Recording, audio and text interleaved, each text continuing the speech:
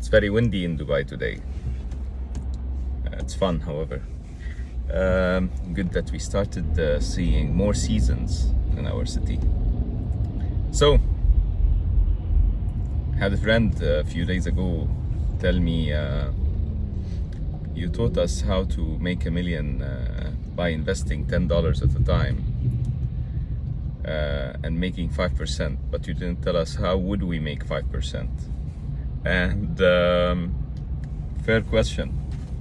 So if we're making that $1,000, which is $110 every month, which we shaved off within our regular days without affecting our lifestyle, we need to do something with it for it to compound and accumulate and grow. So what would that thing be? Here I'll tell you a few of the things you can do. Those are not the only things. You have many other things, but you can do in investing, because again, there are things that you can do that relate to investing in your education. There are things you can do investing in trading personally, yourself, trading goods. I don't mean trading equities. I mean trading goods. Okay. Yet I'll not talk about those because I'm sure anyone who's talented in any of those is doing them already. We'll talk today about investing in general passively to earn from that money. Specifically that it's not so feasible to invest non-passively small amounts like $1,000 and $10,000 and probably even $100,000. Okay. Regardless, let's say you want to land in property eventually, you need to live through to achieve your down payment and then buy a property. So how would you be able to compound, accumulate and work, have that money work while it's compounding and accumulating? So let's start with something called annuities. Now, what are annuities? Annuities are investments that are long-term. They are usually investments into either index rate funds or index exchange rate funds or instruments that may be higher risk or lower risk depending on your age and appetite and length of time that you want to invest in, so that you can earn the return suitable for you. Now, annuities in general are not all alike. There's high cost annuities which you shouldn't touch, actually very high cost, because they have so many hidden fees and so many fixed fees on a monthly basis, where a fixed fee on a small amount is painful. A fixed fee on a bigger amount maybe is beneficial, but on a smaller amount you'd better be charged a percentage, and that percentage is peanuts in numerical values, while yes, sometimes it's a higher percentage than you would love to have or be charged by a party managing your investment.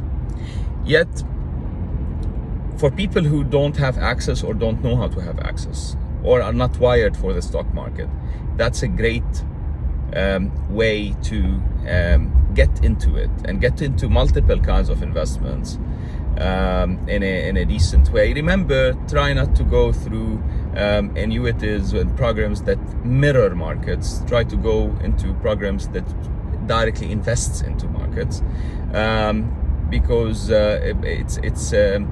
it's more secure over time, and it means that the structure is more solid.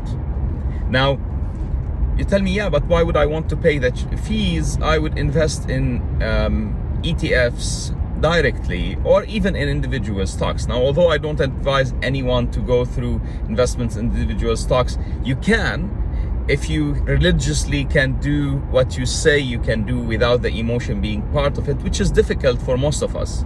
So if you can invest and decide that I want to spread this $1,000 or $2,000 every month across those blue chip stocks, and I want to do it over the coming 10-15 years, doesn't matter what happens, this is what I'm doing, then it may work for you as good. Maybe it may work for you better, but Both options give you the access to the market and give you the ability to grow that money with time. Most important is that you do it consistently for a very long time, because if you don't, you will not get a reward, and you may be stuck in a market where you bought at a high and then the market is at a low. If you're buying at a very long time, it does not really matter. You buy at a high, you buy at a low, you step by, and you do it that way. Now, some people ask, shall I invest in gold? And I tell them the following: follow the golden rule. Nobody should have all his money in such a commodity, because it fluctuates in value, it does not cash flow, and this is a problem to you. You need something that does cash flow. You need something that does not really fluctuate in value that much. Okay, so try. I wouldn't go at all in gold, but for those who like gold and culturally like gold, or are used to gold or feel safe with gold, you can put probably 2 to 5% of your money. You tell me, yeah, but that's small to me. I tell you, it does not matter. If $1 million should be distributed that way, $1,000 should be distributed that way, what's the difference? It's small to me, but your money is small anyway. So that's a golden rule. So try not to go into things that don't do cash flow, don't cash flow every month. Now, other than that, so you're doing the annuities, you're doing stocks, which can be ETFs or direct single stocks here and there that you actually not here and there, consistently purchase over time. And then you can do, if you want exposure to property, you can buy into property REITs, so real estate investment trusts, which do own property. So in a way or another, you're subject to property. Now, again, you're doing this. If you would be able to buy property directly, you'd buy property directly. You wouldn't go through that. But in general, it's tough to be able to buy property directly with small amounts, or it's not possible to buy property directly with small amounts. So taking that into consideration, you'd buy property through real estate investment trusts, and with time, you exit that and go into physical property that can cash flow and grow in value at the same time. Those are few ways to invest your money. Now, there are few ways not to invest your money. One of them is going into cryptocurrency. Now, I'm sure that every single person here will jump and say, oh man, we make so much money in crypto. Everyone is making money in crypto. Not everyone is making money in crypto, and not everyone ends up making money in crypto. And I'm sure if you have money, and I don't like that expression, but probably I need to use it. If you have money you can afford to lose, you'd put it in crypto. But that should be small money. That shouldn't be a big portion of your financial ability and of your wealth, regardless what is the size of your wealth. If you get into the logic of throwing money, or ethos of throwing money, you'll throw money forever, and then you're in trouble mentally and financially and on all ends. And it's more dangerous that you make money in crypto than you lose money in crypto. If you lose money in crypto, you'll learn your lesson. Probably you'll never do it again, or you maybe try it again in a few years.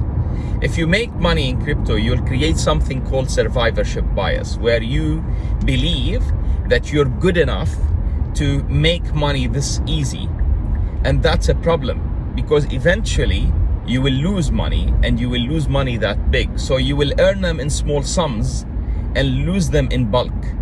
And that's so painful on multiple levels. And if you have a family and you do that, and that happens, and that happened to too many people, not in crypto probably, but in many other instruments that have passed over the past 20, 30, 40 years, when it happens, it devastated families. So be careful. How do you approach that, please?